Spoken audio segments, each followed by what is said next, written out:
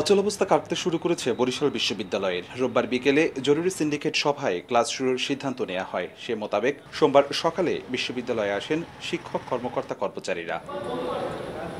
Class শুরুর প্রথম দিনে শিক্ষার্থী উপস্থিতি কম দেখা গেছে। কেউ জানেন, কেউ জানেন না, অনেকেই আবার গ্রামের বাড়িতে থাকায় আসতে পারেননি। বেশিরভাগ স্টুডেন্ট আমরা জানি বাড়িতে আছে, যার কারণে ওরা আমরা জানি যে গতকাল শুধু নোটিশ দিয়েছে যে আজকে থেকে ক্লাস শুরু। স্টুডেন্টের মূল উদ্দেশ্য হচ্ছে লেখাপড়া করা। লেখাপড়া যদি না করতে পারি আমরা জাতিটাই পিছিয়ে যাব। ছাত্র জনতার আন্দোলনে গত 17 জুলাই বিশ্ববিদ্যালয় বন্ধ ঘোষণা হয়। এর আরও আগে 1 জুলাই থেকেই শিক্ষকদের পেনশন স্কিমের বাতিল আন্দোলনে বন্ধ থাকে পাঠদান। সব মিলিয়ে প্রায় 2 মাস পর ক্লাসের দরজা খুলল। সব শিক্ষার্থী এখনো আসতে পারেনি, 2-1 দিনের মধ্যে আশা করি তারা চলে আসবে। আমি শিক্ষার্থীদের আহ্বান জানাচ্ছি তারা নির্বিঘ্নে নিশ্চিন্তে যেন ক্যাম্পাসে আসে, তারা ক্লাস কার্যক্রম, পরীক্ষা কার্যক্রমে অংশগ্রহণ করে।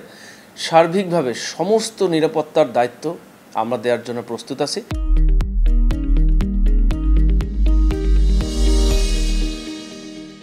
ক্লাস চালুর পাশাপাশি বরিশাল বিশ্ববিদ্যালয় ক্যাম্পাসে নিষিদ্ধ থাকবে সব ধরনের রাজনৈতিক, পেশাজীবী সংগঠনের কার্যক্রম।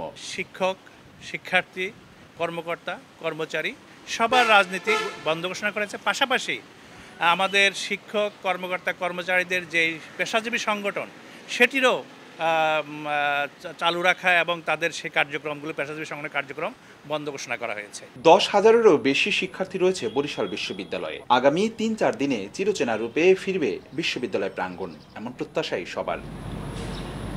অপূর্ব অপু, সময় সংবাদ, বরিশাল।